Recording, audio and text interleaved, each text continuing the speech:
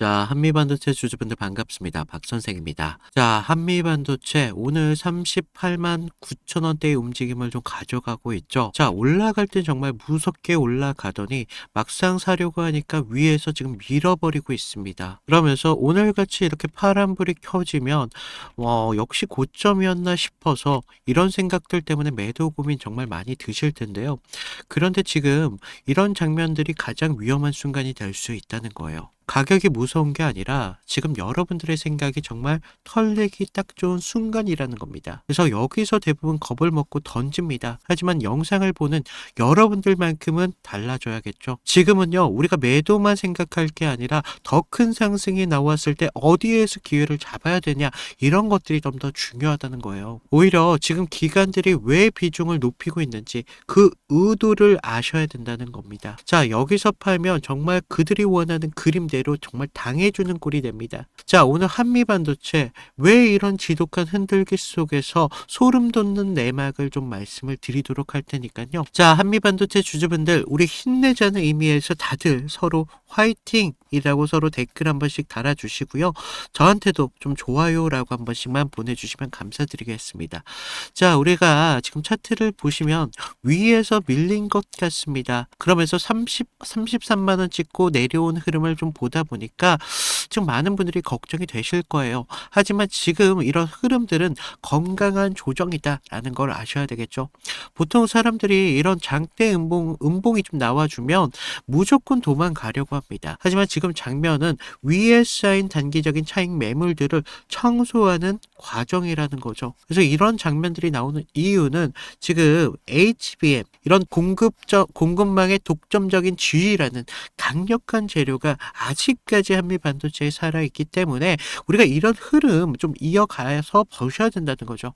그러면서 우리가 거래량을 보시면 최근 이렇게 소폭으로 거래량이 지금 줄어들고 있죠. 그래서 많은 분들이 지금 고점 부근에서 거래량이 줄다 보니까 야, 이거 이탈이 나왔구나 라는 생각을 하실 수 있는데, 자, 지금 이게 무슨 뜻이겠습니까? 위에 던질 사람들은 다 던졌다라는 거죠. 그러면서 지금 주체들은 물량을 지금 꽉 치고 있습니다. 가격을 통제하고 있다고요. 특히 지금 수급을 좀 보시면요, 기관들이 지금 순매수세가 굉장히 많다는 걸 볼 수가 있고 연속적인 순매수량을 볼 수가 있습니다. 자, 개인들은 계속해서 이렇게 던지고 사고 팔고를 반복하지만 기관들은 가격을 통제하고 있다는 모습을 좀 볼 수가 있어요. 개인들은 던지고 있는데 기관은 지금 며칠째 비중을 높이고 있습니다. 이게 우연이 절대 아니라는 거죠. 이런 장면들이 결과적으로 앞으로 실적 발표 전에 정말 물량 확보를 위해서 기관들이 갖고 있는 치밀한 설계라는 겁니다. 자, 우리가 개인들이 이렇게 이런 구간에서 흔들림이 나와주니까 좀 많은 분들이 불안할 수밖에 없지만 결과적으로 이런 흔들림의 움직임을 아셔야 된다는 거죠. 그래서 지금 21선을 보시면 아직까지 우상향하고 있는 모습을 볼 수가 있습니다. 주가는 지금 내려온다고 하더라도 특정선만 오면 버틸 수 있습니다. 이게 지금 주체가 관리하는 마지노선이라는 증거라는 건데, 사람들은 지루하고 욕하지만 이런 응축 과정이 거치면 결과적으로 강력한 상승이 나올 수밖에 없죠. 자, 지금 여러분들 걱정하시는 게 뭔지 알고 있습니다. 여기서 하락이 나오면 어떨까? 하지만 우리가 지금 하락이냐 상승이냐가 중요한 게 아니라 지금의 흐름에서 어디까지 움직임을 가져가는지 그런 목표가를 보셔야 된다는 거죠. 결국 이 흐름의 결론은 전고점에 대한 돌파가 나와야 되는 겁니다. 그래서 이런 장면 나온 이유는 앞으로 차세대 TC 본더에 대한 수주에 대한 기대감과 함께 주가 밑바닥에 이런 흐름들이 지금 바탕이 되어 있기 때문에 지금의 흐름이 나와주고 있는데, 자, 오늘 금요일이죠. 자, 보통 주 후반에 이렇게 흔들고 나면 다음 주 초반에 방향성을 터뜨리는 경우가 굉장히 많아집니다. 그래서 기관이 이렇게 가격을 만들 때 우리가 목요일 금요일 같은 경우는 개인들 멘탈을 정말 흔들어 놓습니다. 그러면서 단기선 아래에서 주가의 움직임을 가져가면서 우리가 월요일 날 새로운 움직임을 보여줄 가능성이 굉장히 높다는 거예요. 하지만 지금처럼 이런 주가의 움직임을 가져갔을 때 개인들은 보통 어때요? 멘탈이 흔들려요. 그러면서 우리가 회사도 다니고 가정도 하다 보니까 차트에 대해서 24시간 집중하는 게 쉽지가 않다는 거죠. 그러면서 기관들의 비중에 대해서 비중을 줄이거나 높일 때 우리도 이런 흐름을 탈 수가 쉽지가 않다는 겁니다. 자, 우리가 지금과 같은 기관들의 움직임을 가져가는 비중을 높일 때 계속적인 흔들림은 나올 수밖에 없어요. 그래서 월요일에 하락이 나올 수도 있습니다. 하지만 하락이 나오지만 결과적으로 지금의 비중을 근거로 다시 한번 가격을 만들었을 때 거기에서 기회를 만들어 갈 거라는 걸 알고 있잖아요, 우리는. 그러면 막연하게 기다릴 게 아니라 이런 흔들림 속에서 우리도 비중을 조절해 가면서 저가 부분에서 추가적인 매수, 단기적인 고점에서 매도를 해서 고저 차이를 이용해서 시세 차익을 가져가셔야겠죠. 자, 우리가 그냥 멍하니 기다리기만 있으면 이건 투자가 아니라 여러분들 방치입니다. 기간이 목표가까지 정말 최대한의 기회를 극대화할 수 있는 그런 시점에서 제가 여러분들과 함께 끝까지 제가 보는 타점으로 계속적으로 드리도록 하겠습니다. 하지만 부탁을 드리는 게 저도 지금 채널을 운영하다 보니까 채널에 대한 성장이 분명히 필요합니다. 그래서 구독, 좋아요 이 정도만 좀 부탁을 드리고요. 위에 있는 제 개인 번호로 010-2472-6550으로 구독했다라고 인증 정도만 부탁을 드린다는 거죠. 그래서 제가 지금 같은 구간 여러분들과 함께 같이 좀 타점을 잡아가면서 실시간으로 좀 어떤 식으로 좀 대응을 할 수 있는지 정확한 가이드를 바로 실시간으로 드리고 있기 때문에 우리가 지금 같은 구간 흔들릴 이유가 있다 없다? 절대 없다라는 거. 그래서 자, 이런 한미반도체의 움직임은 그동안 계속적으로 반복해 왔습니다. 그러면서 우리가 이런 흔들림의 움직임을 잊고 나서 어땠는지 좀 보여드리면, 자, 계속적인 이평선에 대한 지지 돌파와 함께 상승을 만들어 나오고 계속적인 하락 나오는 걸 볼 수가 있어요. 이평선에 대한 하락 돌파가 나왔을 때 다시 한번 하락 추세, 이런 것들을 반복하면서 비중을 높여간다는 거죠. 그러다가 시세를 이런 식으로 터뜨렸을 때 여러분들이 가져갈 수 있느냐예요. 그래서 제가 이렇게 말로만 드리면 좀 못 믿으시는 분들이 계셔가지고 제가 그동안 잡았던 종목에 대해서 타점을 어떤 식으로 잡고 우리가 이틀에 대한 기준을 어떤 식으로 잡아왔는지 이런 것들을 좀 말씀을 드려보면, 제가 저번 시간에 잡아드렸던 종목 3개를 좀 보여드릴 건데, 자, 모두들 좀 이평선이 다들 중요한 건 아신다는 거예요. 그래서 뭐 장기와 단기가 성격이 좀 다르고요. 그리고 수급의 질도 굉장히 중요합니다. 그래서 수급의 주체가 누구이면서 실제로 얼마나 거래량을 통해서 지금 들어오고 있는지, 그러면서 명분이라는 재료가 지금 주가의 흐름에 좀 영향을 어떻게 주고 있는지 이런 것들을 좀 봐야 되는데, 먼저 보시면요, 하나오션입니다. 하나오션을 좀 보시면 하나오션인데, 먼저 문자 보내드렸던 내용을 좀 볼까요? 보시면 제가 1월 5일 날 월요일이었습니다. 그날 시가가 뭐 11만 4,900원이었는데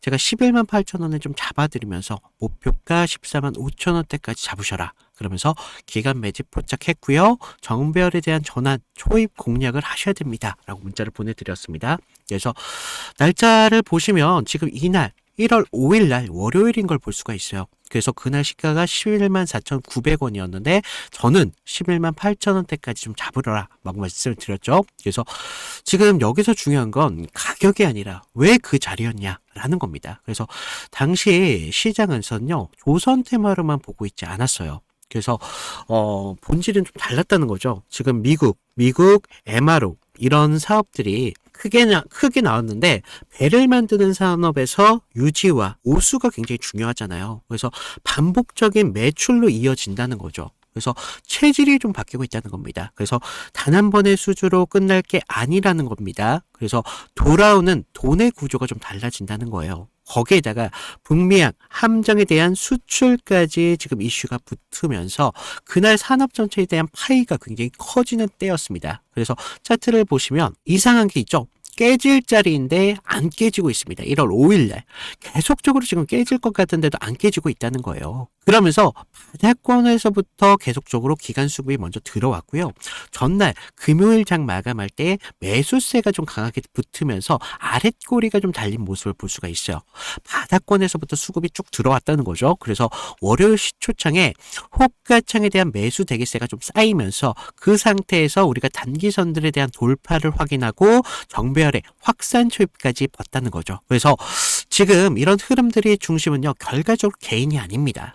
주체가 분명히 있었다는 거예요. 그래서 명분이 생기면 눌림에서 받습니다. 그래서 저는 그런 눌림에서 조정으로 안 받고 비중을 오히려 만드는 그런 과정이었다 라고 봤고, 그런 다음 장면이 좀 명확합니다. 전고점에 대한 돌파가 좀 나와주면서 추세가 좀 빠르게 변한다는 걸 볼 수가 있었다는 겁니다. 그래서 우리가 이런 부분에 대해서 타점을 분명하게 잡으셔야 된다라고 말씀을 드렸는데, 그러면서 우리가 다음 종목을 좀 보시면 GST거든요. GST. 그래서 이거는 우리가 좀 기회를 잡는 것보다도 사실 대응이 좀 더 중요했습니다. 그래서 제가 그날 어떻게 문자를 좀 드렸냐면요, 제가 긴급이라고 좀 띄웠어요. 그래서 GST 현 구간에 대해서 전량 매도를 하셔라. 그래서 여러분들 리스크 관리가 좀 필요하시면서 이격 과열 및 매도 수급이 좀 나왔습니다. 그래서 기회를 좀 잡으셔라 라고 말씀을 드렸는데, 우리가 그때 당시 시장에서는요, 엔비디아 이런 열풍이 굉장히 심했습니다. 그래서 AI 이런 데이터 센터에 대한 이야기가 정말 뜨거웠는데,